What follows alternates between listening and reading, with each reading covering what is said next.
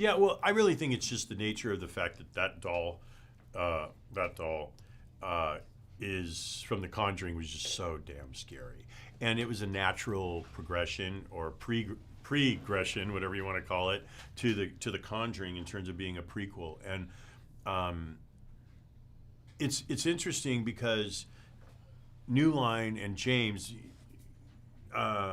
knew the value of it just by the reactions to people just talking about the doll after the movie. So then they hired Gary Dauberman, who's rewritten a lot of scripts for New Line, to write this script. And what was really amazing is after discussions with the treatment and all, that he actually wrote the first draft of the script in 12 days.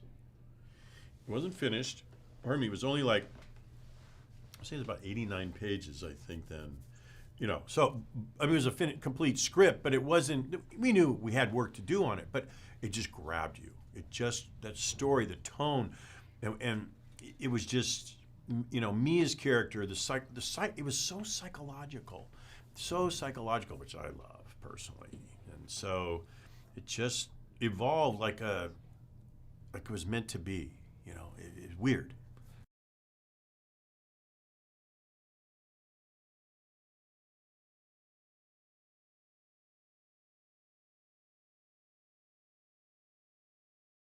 No, it's true. You know what? James was much less hands-on. Obviously, he wasn't directing it, and he's busy doing Fast Seven. He was integral in the treatment ideas as well as the Walter Hamada, Dave Neustadter from New Line, and Gary, our writer. So he was involved in the inception of the story, and then Gary wrote it, and pretty much in prep, James wasn't around at all, and in shooting, he wasn't around really at all. He came on the set once, maybe. But as we would develop the story, we would talk about like the ending of the movie. He had a lot of input really about the direction the movie should go, and so he had input there. And then we went back and did some additional photography, and he helped create some specific jump scares because he is the master of that, of course. But other than that, that's a lot. Don't get me wrong. He just let me make my movie, and he just supported me, and he believed in me, and it just gave me the confidence to go with my instincts, and it was wonderful.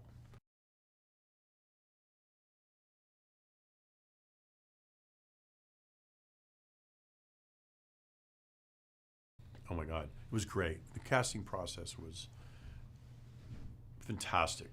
We had great casting directors with the Bass brothers and brother and sister. Oh my God, they're just so wonderful. New Line, Walter, Dave, those guys, and Peter, our producer, Peter Safran, who's the best producer on the planet, in my opinion, and the nicest guy on the planet.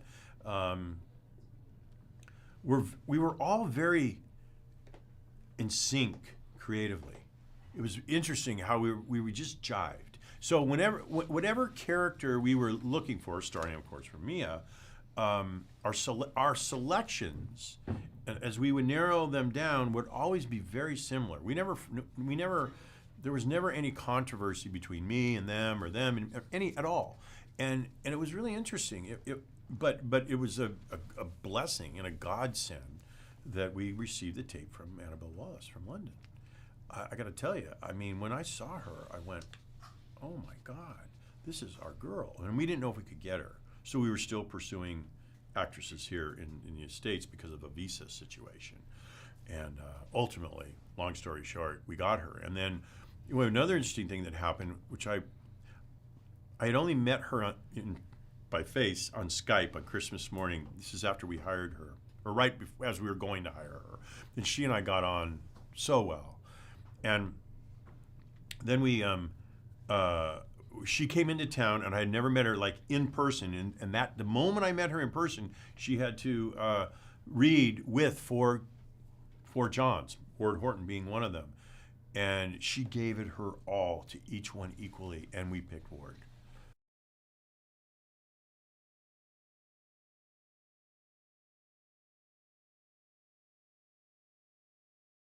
Alfre elevated our movie. I knew she would. We were so lucky to have her. And the bottom line is she helped take our movie to the next level.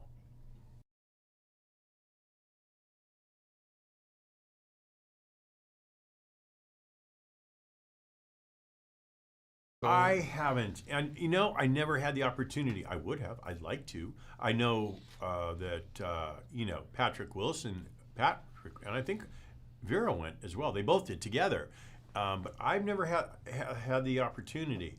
I've seen pictures. I did the research, and no, I didn't.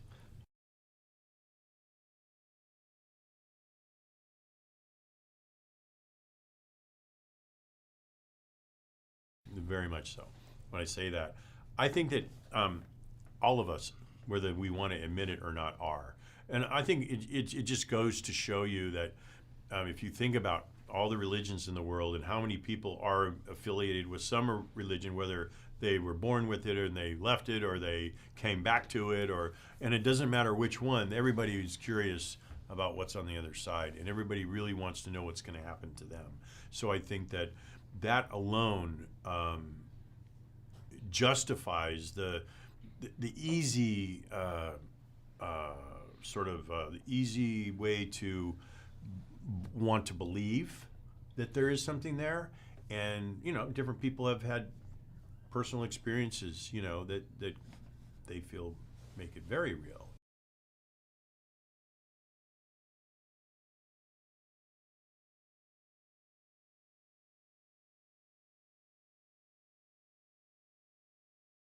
That's exactly right. I mean, in the opening of The Conjuring, if you listen carefully, the girls who are nurses in that apartment are saying that a clairvoyant told them that the little girl Annabelle Higgins died in the house and it was her ghost and she just wanted to have a friend. And that is actually, but if you listen even more carefully, Ed Warren says, Patrick Wilson says, well, that's not really what happened. What happened is the devil is and the demon is the master of deceit, and that it deceived the clairvoyant just so that it would tell the girls that, so they would open up their souls and minds to accept this ghost into their house. But that's not what the real story of Annabelle was. Okay, that allowed us to, in our movie, in Annabelle, tell the story of how she got to the nurses. Okay, that doesn't, how true is it? Who knows?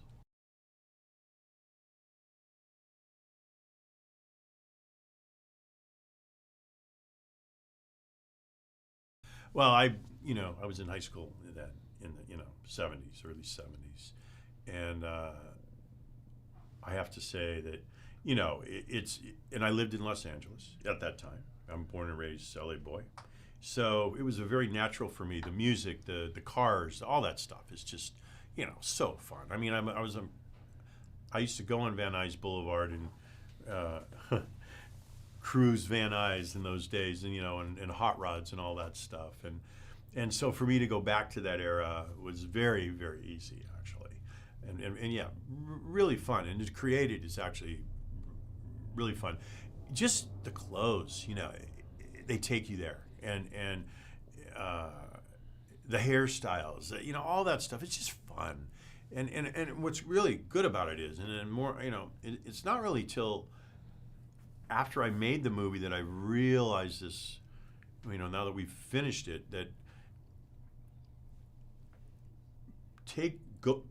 doing a period picture and setting the audience in that time, if you do it right and you grab them right away, they believe they're there, and then now they're going to believe that what's happening is real, and the more realistic it is, the scarier the movie's going to be.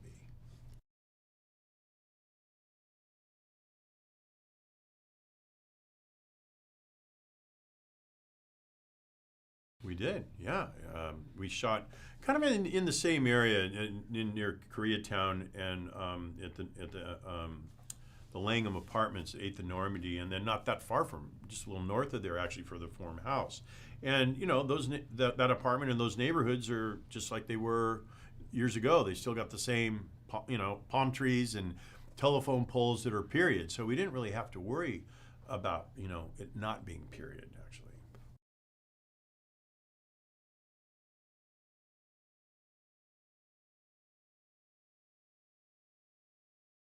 I think what scares me is anything that's thrilling, anything that you where you test yourself beyond what your comfort zone. People like to be teased. People want to look behind the curtain, even though they won't admit it. And so, I just think that that's just human nature, and horror movies fulfill that desire. Maybe is the word.